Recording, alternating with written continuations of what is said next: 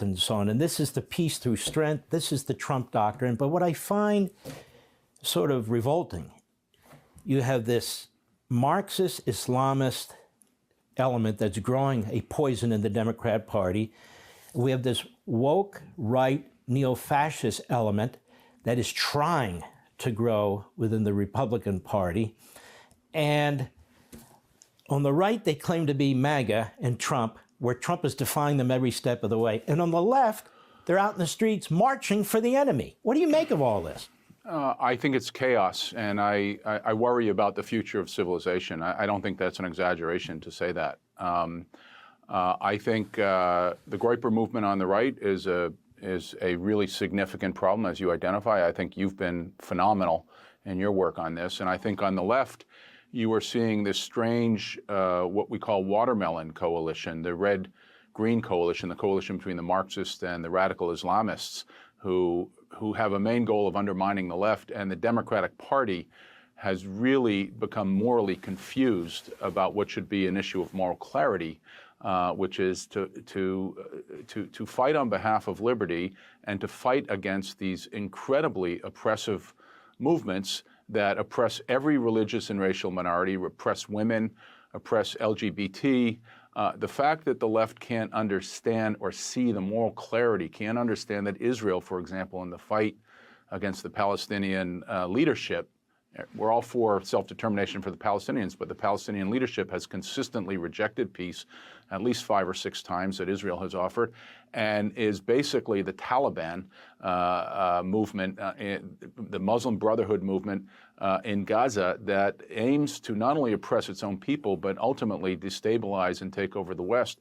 The fact that the left is not able to see the basic moral issue here is just confounding to me. And many of us who sort of grew up in the Democratic Party and understood that this was just a basic issue of decency, moral requirement, and national security. You would never be accepted by the Marxist Islamists. A lot of Democrats won't be accepted by them. In fact, they're talking about taking on Fetterman because they want to purify the Democrat Party into this radical left ideology.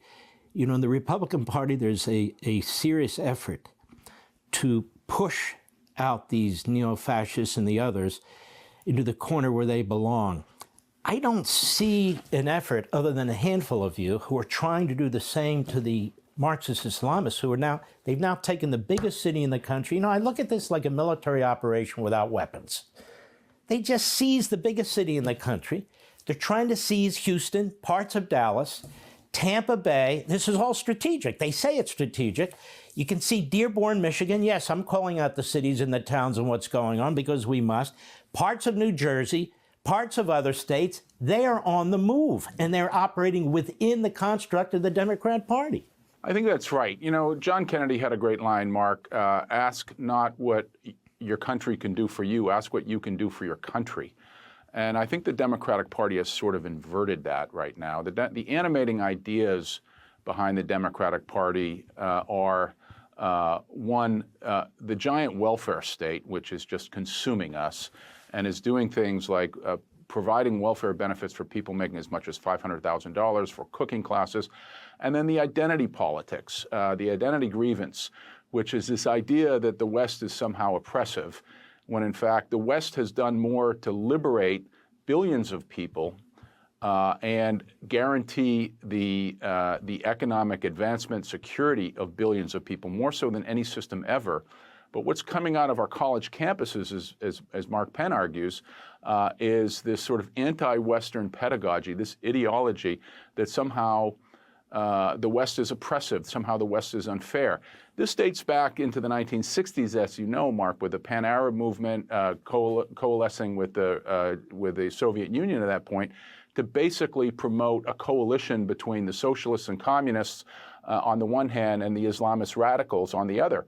And it has been brewing for many years, and it's now coming to fruition now, and it is seeping its ways into college campuses and then into the political left and ultimately the Democratic Party. It is civilizational suicide if we don't take it seriously, and I think it's suicide for the Democratic Party if they don't start to grapple with the excesses of the welfare state and the excesses of this identity politics, anti-Western ideology, which is just wrong as an empirical matter, toxic to most of the voters, and something that will lead this country to nowhere